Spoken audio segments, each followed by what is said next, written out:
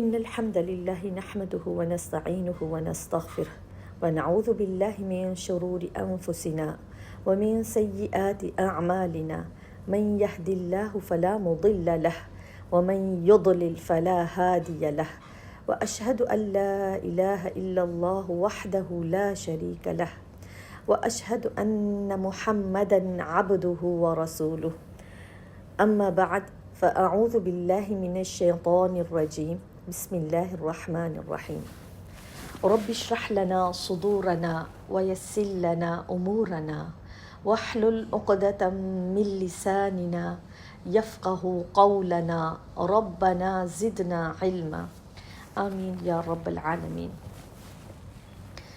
اللہ کے فضل سے آج ہم کرنے والے ہیں جوف کو۔ جیسے کہ ہم نے دیکھا ہے اعضائے ناطقہ جو ہوتے ہیں وہ 5 ہیں، یعنی وہ اعضاء جو بولے جاتے ہیں، بولے جانے والے اعضاء۔ اس میں سب سے پہلے جوف تھا، حلق، لسان، شفتان، خیشوم۔ آج ہم ان میں سب سے پہلے سمجھیں گے کہ جوف کیا ہے انشاءاللہ باذن اللہ۔ جوف کا مطلب ہے کہ اندرونی خلا، وہ جگہ جو کسی چیز کے اندر کی جانب خالی ہو، یعنی وہ چیز جو کسی چیز کے اندر کی جانب خالی ہو، ہر شے کا اندرونی حصہ جو خالی ہو، کسی بھی چیز کا کھوکھلا حصہ۔ اب ہم اللہ سبحانہ تعالیٰ کی کائنات میں دیکھتے ہیں، ہمیں غار نظر آتی ہے، ارد گرد پہاڑ، پتھر، لیکن غار کا اندرونی جو حصہ ہے وہ کھوکھلا ہوتا ہے، خالی ہوتا ہے۔ اب اس کو کیا کہتے ہیں؟ اس کو جوف کہتے ہیں۔ ہم پلاسٹک یا لوہے کا پائپ دیکھتے ہیں، اس کا اندر کا جو حصہ ہے، باہر کا نہیں، اب وہ تو کسی جگہ پر اگر فٹ ہو جاتا ہے تو اس کے اندر کا جو خالی حصہ ہوتا ہے وہ کیا کہلاتا ہے؟ جوف کہلاتا ہے، ٹھیک ہے۔ اب جوف دہن بھی کہتے ہیں اس کو، الجوف دہن۔ دہن کس کو کہتے ہیں؟ دہن کا مطلب ہوتا ہے منہ۔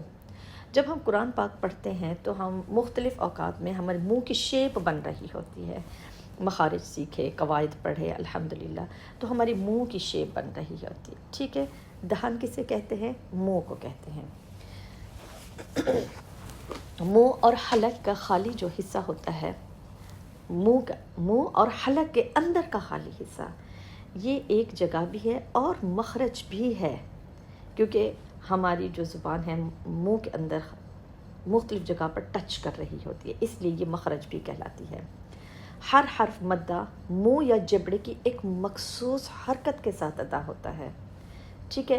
بے شک یہ خلا ہے، ٹھیک ہے، اور کھوکھلا حصہ ہے اور کوئی چیز اس کو ٹچ نہیں کر رہی، لیکن اس کے باوجود مخصوص حرکت کے ساتھ ادا ہوتا ہے۔ جیسے الف کے لیے منہ کھولنا، واو کے لیے دونوں ہونٹوں کو گول کرنا، اور یا کے لیے جبڑے کو پیچھے کرنا۔ جبڑے کو پیچھے کرنے سے مراد یہ ہے، جب ہم نے مخرج سیکھے تھے تو ہم کیا کہہ رہے تھے؟ ہونٹوں کو اسٹریچ کریں۔ اب اگر اس وقت کہا جاتا کہ آپ اپنے جبڑوں کو پیچھے کریں تو یقیناً سسٹر کنفیوز ہو جاتی ہیں، پریشان ہو جاتی ہیں کہ جبڑوں کو کیسے پیچھے کروں۔ تو اب جب ہم یا پڑھ رہے ہوتے ہیں، یا، تو اب یہ دیکھیں ہمارے ہونٹوں کی شیپ کیا بن رہی ہے، وہی جو ہم نے کہا تھا اپنے ہونٹوں کو اسٹریچ کرنا ہے۔ تو اور ہونٹوں کے جب اسٹریچ کیا تو ہمارے جبڑے کیا ہوئے؟ پیچھے کی طرف ہوئے۔ تو یا کا مخرج ہم نے سیکھا، اور اسی طرح بہت سارے مخرج سیکھے الحمدللہ۔ 3 حروف مدہ اسی غیر معینہ مخرج سے نکلتے ہیں، ٹھیک ہے۔ اس کی تفصیل دیکھتے ہیں کہ الف مدہ، واو مدہ اور یا مدہ جب منہ کے اس خالی حصے سے ادا ہو رہے ہوتے ہیں۔ الف ساکن، اس سے پہلے فتحہ ہوگا تو یہ کیا بنتا ہے؟ الف مدہ۔ واو ساکنہ، جس سے پہلے ضمہ ہوگا، یہ واو مدہ بنے گا۔ یا ساکنہ، جس سے پہلے کسرہ ہوگی تو یہ کیا بنتا ہے؟ یا مدہ۔ تمام دوسرے حروف کے برعکس ان تینوں حروف مدہ کی کوئی ایسی جگہ مخصوص نہیں ہے جہاں ان کا اختتام ہو رہا ہو۔ یہ ہوا کے بہاؤ کے ساتھ ختم ہونے کے ساتھ ساتھ ہی ختم ہوتا ہے۔ جیسے آ، ای، او، اب یہ دیکھیں اس کے ساتھ یہ ہوا کے بہاؤ کے ساتھ ہی ختم ہو رہا ہے نا، تو یہ ہمیں آج چاہوں گی گلا بہت خراب ہے۔ اب یہ کیا ہے؟ ہوا کے بہاؤ جیسے ختم ہونے کے ساتھ ساتھ یہ ختم ہو جاتا ہے. ٹھیک ہے. اب ہم دیکھتے ہیں جس طرح ہمیں اب یہ سامنے ایک تصویر نظر آ رہی ہے. جوف منہ اور حلق کے اندر کا خالی حصہ نیلے رنگ میں ہمیں نظر آ رہا ہے، اور جو سبز رنگ دکھائی دیا ہے یہ دو مختلف رنگوں کے ساتھ ہمیں بتایا جا رہا ہے. اب یہ دیکھیں، حلق کو تو ہم دیکھ نہیں سکتے، لیکن منہ کو جب ہم منہ سامنے سے کھولتے ہیں تو ہمیں محسوس ہوتا ہے منہ کا خالی حصہ ہمیں نظر آ رہا ہے. یہ ہمیں سامنے سے دکھائی دے رہا ہے. اب جب ہم الف ادا کرتے ہیں، آلیف نہیں کرے، سامنے سے ہم نے منہ نہیں کھولنا، وہی چیز جو ہم نے مخرج میں پڑھی تھی. پورے قرآن مجید کی بنیاد کیا ہے؟ یہی حروف تہجی. اور حروف تہجی کے جب ہم نے کہا تھا کہ احکامات پڑھیں گے، یہ ہمارے لیے بہت زیادہ ایزی ہو جائے گا، کیونکہ بنیادیں مضبوط ہو جائیں پھر احکامات مشکل نہیں رہ جاتے ہیں. ٹھیک ہے. اس کو بھی ہم نے ڈیٹیل سے دیکھا تھا کہ مخرج الگ چیز ہے، احکامات الگ چیز ہے. الحمدللہ اس کو بھی ہم نے ڈیٹیل سے دیکھا تھا. الف یہ ان دو حصوں سے نکلتا ہے. منہ کا دہانہ ایک مخصوص شکل یا بناوٹ اختیار کر لیتا ہے اور زبان منہ کے نچلے حصے میں اپنی طبیعی حالت میں رہتی ہے. اب یہ طبیعی حالت کیا ہوتی ہے؟ یہ دیکھیں، جس طرح ہمیں بخار ہوتا ہے، زکام ہوتا ہے، اور جسم کبھی پین محسوس ہوتا ہے، تو یہ ہماری طبیعی حالت ہے، کیونکہ یہ اللہ سبحانہ تعالیٰ ہمارے جسم کے ساتھ ان چیزوں کو رکھا ہے، کیونکہ ہم بیمار بھی ہوتے ہیں، کھانسی ہے، نزلہ ہے، زکام ہے، تو یہ ہماری طبیعی حالت ہے. تو الف مدہ، واو مدہ، یا مدہ، یا پورے حرف تہجی کو پڑھتے وقت ہماری زبان کی مختلف کیفیات تھی، لیکن جب ہم مخصوص ہم نے حروف پڑھے تو اس کے وقت ہماری زبان کی حالت کیا رہی؟ طبعی حالت رہی. جتنے بھی حروف ہم نے پڑھے، لیکن زبان کہاں پر ہے؟ نیچے والے دانتوں کی جڑ کے پاس. اگر ہم منہ بند کر کے بیٹھتے ہیں تو ہماری زبان کہاں رہتی ہے؟ نیچے والے دانتوں کی جڑ کے پاس. اور یہ کیا ہے؟ ہماری طبیعی حالت ہے. اب جب ہم الف ادا کر رہے تھے، الف الف، اب یہ دیکھیں، اس کے لیے الف کو ادا کرتے وقت الف ہماری زبان اوپر بھی ٹچ کر رہی ہے، الف. فا کے لیے نیچے بھی آ رہی ہے، لام کے لیے اوپر بھی جائے الف، کیونکہ لام کے لیے اگر نیچے والے دانتوں کی جڑ کے پاس اور پیچھے سے یہ زبان الف، ہمارے پیچھے داڑھوں کو بھی ٹچ کر رہی ہے ہماری زبان الف. اور ہمارے ہونٹ اسٹریچ ہے الف. اگر ہونٹوں کو اسٹریچ نہیں کرتے اور سامنے سے جب ہم نے منہ کھولا تھا آ کا ساؤنڈ آیا تھا، حمزہ کا ساؤنڈ آ کا زیادہ نہیں، یہی تھا کہ ہم نے جبڑوں کو پیچھے کیا تھا. کیا کیا تھا؟ جبڑوں کو پیچھے کیا تھا. جب ہم نے کہا تھا کہ بھی ہونٹوں کو اسٹریچ کرنا ہے تو یہی شیپ بنی تھی ہماری. اگر ہم سامنے سے منہ کھولتے تو وہ کیا تھا؟ آلیف بنتا. اور پھر ہم نے کیا؟ ہونٹوں کو اسٹریچ کیا. اصل میں ہم نے جبڑوں کو پیچھے کیا تھا الف.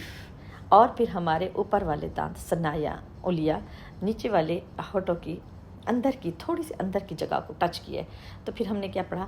الف. لیکن ایک دیکھیں، زبان واپس اپنی طبیعی حالت میں رہتی ہے، واپس نیچے آ جاتی ہے. اگر لام کا مخرج اوپر جاتی ہے، نون کے مخرج میں اوپر جاتی ہے، تو واپس یہ اپنی طبیعی حالت میں آتی ہے، تو جس کی وجہ سے ہمارے مخرج اچھے ہو گئے تھے. اب واو یہ بھی انہی دو خالی حصوں سے نکلتا ہے، یعنی حلق اور منہ کا خالی حصہ. اب یہ دیکھیں، کسی قسم کا حلق کلوز نہیں ہو رہا، زبان کا پچھلا حصہ تھوڑا سا بلند ہوتا ہے واو کو ادا کرتے وقت. واو. اب یہ دیکھیں، واو پیچھے سے زبان اٹھ رہی ہے ہلکی سے، اور دونوں ہونٹ دائرے کی شکل میں آگے کی طرف نکلتے ہیں. واو. ہمارے ہونٹ گول ہو کر باہر نکل کر واپس اپنی اصل پوزیشن پر آتے ہیں. واو.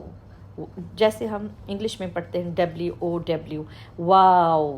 تو پوری اب ہمارے ہونٹوں کی شیپ کیا ہوئی ہے؟ سرکل میں، راؤنڈ شیپ میں. اب واو کو ادا کرتے وقت دونوں ہونٹ دائرے کی شکل میں آگے کی طرف نکلتے ہیں، اور آواز کے گزرنے کے لیے دونوں ہونٹوں کے درمیان جگہ رہتی ہے. واو واو. اب یہ دیکھیں، زبان کہاں رہی؟ اپنی طبیعی حالت میں نیچے والے دانتوں کی جڑ کے پاس رہی، وہ اپنی طبیعی حالت میں رہی. اب یہ ہمارے کیا ہوا ہے؟ اب یہ اس خلا میں سے جوف اب کس میں سے نکل رہی ہے؟ اس خلا میں سے نکل رہی ہے، اس کھوکھلی جگہ سے. یعنی کہ اب یہ دیکھیں، کلوز نہیں ہوا حلق کسی قسم کی، الحمدللہ حلق نے، زبان نے حلق کو کلوز نہیں کیا، بالکل سموتھ نکل رہی ہے اور آواز سنائی دے رہی ہے.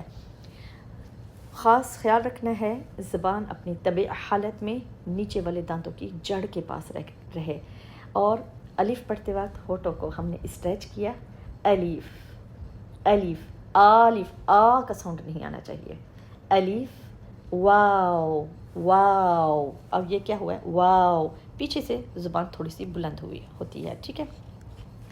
اب یا کے مخرج کے لیے ایک خاص چیز ہم نے ذہن میں رکھنی ہے، یہ بھی انہی دو خالی جگہ سے ہی ادا ہوتا ہے، لیکن اس سے نچلا چبڑا تھوڑا سا پیچھے ہوتا ہے۔ اب ہم نے کیا کہا تھا کہ ہونٹوں کو اسٹریچ کرنا ہے، جب ہم نے کہا تھا مسکرانے والے انداز سے ہونٹوں کو پھیلائیں، تو اصل مقصد کیا تھا کہ ہم نے جبڑے کو تھوڑا سا پیچھے کی طرف لے کے جانا ہے۔ تو یہ دیکھیں، جب شروع میں کچھ چیز سمجھ نہ آئے تو ہم کیا کرتے ہیں، بچوں کو بھی ہم خود بھی آسان چیز لیتے ہیں۔ نبی پاک صلی اللہ علیہ وسلم کی حدیث کے مطابق جو چیز آسان ہوتی تھی نبی پاک صلی اللہ علیہ وسلم لے لیتے تھے، جو مشکل ہوتی تھی اس کو چھوڑ دیتے تھے۔ ہم نے نبی پاک صلی اللہ علیہ وسلم کی سنت پر عمل کرتے ہوئے وہی طریقہ اپنانا ہے جو سنت رسول اللہ صلی اللہ علیہ وسلم ہے۔ کسی چیز کے لیے بھی، چاہے وہ علم ہے، چاہے وہ دنیا کو کوئی کام ہے، آسانی کو لے لینا ہے، مشقت میں نہیں پڑنا۔ اب یہ دیکھیں کتنا آسان ہے، ہم نے کہا مسکرانے والے انداز سے ہونٹ پھیلائے، فرنٹ سے زبان نیچے والے دانتوں کی جڑ کے پاس۔ اب وہ کیا تھی، وہ اپنی طبیعی حالت میں رہی ہے، نیچے رہی ہے، جس کی وجہ سے اب ہونٹوں کو اسٹریچ کیا، جبڑا تھوڑا سا پیچھے کی طرف کھینچا ہے، جبڑا کیا ہوا ہے، تھوڑا سا پیچھے کی طرف کھینچا ہے، اور اس کو ادا کرتے وقت زبان کا درمیانی حصہ ہلکا سا بلند ہوتا ہے، اور یہ ہمارے پیچھے جو ہمارے جبڑے ہیں، دانت ہے، اس کو بھی، اوپر والے دانتوں کو بھی چھوتا ہے۔ یا اب دیکھیں، یا اب یہ بلند ہو رہا ہے نا، یا اب یہ کیا ہے، ہم نے مسکرانے والے انداز سے وہی جب ہونٹ پھیلائے تو جبڑا ہمارے پیچھے کی طرف تھوڑا سا کھینچا ہے، تو یا الف واو یا کتنی آسانی سے ہم نے ادا کر لیا، کچھ بھی مشکل نہیں ہے۔ ہم نے کیا دیکھا، جو کو دیکھا، منہ کا وہ خالی حصہ جو یہ دیکھیں خلا ہے نا، اور ہماری زبان کسی اور جگہ حلق کو کلوز نہیں کر رہی، اور سموتھلی ہماری آواز باہر آ رہی ہے۔ الف واو کے لیے ہماری ہونٹوں کی شیپ گول ہو کر باہر کی طرف آتی ہے اور پھر اندر کی طرف چلی جاتی ہے، واو، کیونکہ جب ہم واو پڑھتے ہیں تو ہماری ہونٹوں کی شیپ گول سرکل کی طرح گول دائرہ بنتا ہے، باہر کی طرف تھوڑی سی آتی ہے، پھر واپس اندر کی طرف اپنی اصل پوزیشن پر آ جاتی ہے۔ اور یا کے لیے ہمارا جبڑا تھوڑا سا پیچھے کی طرف کھینچتا ہے تاکہ اس کی آواز بالکل کلیئر ہمیں سنائی دے۔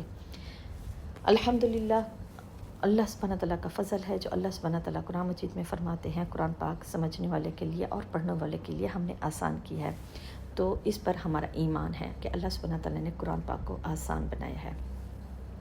سب سے ضروری بات ہوتی ہے کہ جو علم ہم سیکھ رہے ہیں وہ عمل میں تب آتا ہے جب ہم اس کو اپنوں کے ساتھ شیئر کرتے ہیں، اپنے بچوں کو سنائیں، اپنے بچوں کو، کیونکہ جب ہم کسی کو صحیح ادائیگی کے ساتھ سنائیں گے، صحیح مخرج کے ساتھ، تو وہ دلوں پر لگتا ہے، دلوں کو کھولتا ہے، اور پھر اس سے خیر بڑھتی ہے۔ اور سب سے زیادہ حق اپنے بچوں کا، اپنے گھر والوں کا، اور اپنے قریبی رشتہ داروں کا، اور پھر اس کے بعد اپنے دوستوں کا اور دوسروں کا ہوتا ہے۔ اپنے بچوں کے ساتھ بیٹھے اور ان کو سنائیں کہ دیکھیں بچے، بیٹا میں پڑھ رہی ہوں، آپ سنیں میں ٹھیک پڑھ رہی ہوں یا نہیں پڑھ رہی ہوں۔ تو جب اگر بچوں کو زیادہ آتا ہے، کیونکہ ہمارے بچے ماشاءاللہ، آج کے بچے ماشاءاللہ، آج کی نیو جنریشن بہت ہی شائن بچے ہیں، اور جب ان کے مخرج پر گریپ ہوتے ہیں وہ بتاتے ہیں مما ایسے نہیں، ایسے شیپ بنائیں۔ اس کا مطلب ہے ہم ان سے بھی سیکھ رہے ہیں اور ان کو سکھا بھی رہے ہیں، یہ دو چیزیں خیر ہو گئی، ایک دے بھی رہے ہیں، ایک لے بھی رہے ہیں، اور الحمدللہ اس سے بہت زیادہ فوائد الحمدللہ ہم نے اپنے آس پاس، اپنی فیملی میں، اپنے بچوں میں بھی دیکھی ہے۔ سب نے کرنا کیا ہے کہ بار بار سننا ہے، اور جب ہم اپنے ہاتھ سے لکھتے ہیں کسی چیز کو تو وہ ہمیں کبھی نہیں بھولتا الحمدللہ۔ جس طرح ہم تفسیر کرتے ہیں اور نبی پاک صلی اللہ علیہ وسلم کی احادیث پڑھ رہے ہوتے ہیں، نوٹس بنا رہے ہوتے ہیں، اپنے ہاتھ سے لکھ رہے ہوتے ہیں، اپنا لکھا ہوا یاد رہ جاتا ہے۔ اگر کبھی بھول بھی جاتا ہے تو اس کو ہم نے کھولنا ہے ڈائری کو، دیکھا اسٹیکی پیڈ لگے ہوتے ہیں، نوٹس تیار ہوتے ہیں، تو فوراً کھولتے ہیں، سامنے وہ چیز ہے، تحریر پڑھتے ہیں، ایک مرتبہ پھر ہمیں یاد ہو جاتا ہے۔ کچھ بھی مشکل نہیں ہے، کچھ بھی مشکل نہیں ہے، کتنا آسان ہے کہ اللہ سبحانہ تعالیٰ نے کہا کہ قرآن آسان ہے تو آسان ہی ہے۔ یہ شیطان کا وسوسہ ہوتا ہے کہ دل میں وسوسہ ڈالتا ہے کہ نہیں نہیں، آپ کی ایج بہت زیادہ ہو گئی ہے، آپ کی زبان کا پرابلم ہے، آپ نہیں کر سکتی۔ کچھ بھی مشکل نہیں ہے، کچھ بھی مشکل نہیں ہے، اور اللہ سبحانہ تعالیٰ اپنے بندوں کے لیے وہ راستے آسان کرتا ہے جس پر وہ چلنا چاہتا ہے۔ ہر وہ راستہ خیر کا، اگر خیر کے راستے پر چلتے ہیں، یہ دیکھیں اللہ سبحانہ تعالیٰ چاہتے ہیں کہ ہم بہترین سے بہترین پڑھیں، اچھے سے اچھے پڑھیں۔ پھر اس کے لیے کیا کرنا ہے؟ نوٹس تیار کرنے ہیں، اپنے بچوں کے ساتھ، اپنی فیملی کے ساتھ، ان کے ساتھ بیٹھ کر اپنے لکھے ہوئے نوٹس ان کے ساتھ دیکھیں کہ آج میں نے یہ لکھا ہے، آج میں نے یہ سیکھا ہے، اللہ سبحانہ تعالیٰ کے کلام کے ساتھ یہ سیکھا ہے۔ پھر اس طرح دوسروں کو بھی تجسس ہوگا، اگر صحیح ادائیگی کے ساتھ ہم پڑھ رہے ہیں تو ان کے دل کھلیں گے، اور اس کا اجر ہمیں بھی ہوگا، اور آنے والی نسلیں، ہمارے بچے اس سے فائدہ اٹھائیں گے انشاءاللہ باذن اللہ۔ اپنا بہت خیال رکھیے گا، اور دعائیں میں بڑا اثر ہے، اور اپنے بچوں کے لیے، اپنے ازواج کے لیے دعائیں لازماً کریں۔ ربنا هب لنا من ازواجنا وذرياتنا قرة اعین وجعلنا للمتقین اماما، آمین یا رب العالمین۔ سبحان ربک رب العزة عما یصفون وسلام علی المرسلین والحمد للہ رب العالمین۔ ربنا تقبل منا انك انت السمیع العلیم وتب علینا انك انت التواب الرحیم۔ السلام علیکم ورحمۃ اللہ وبرکاتہ۔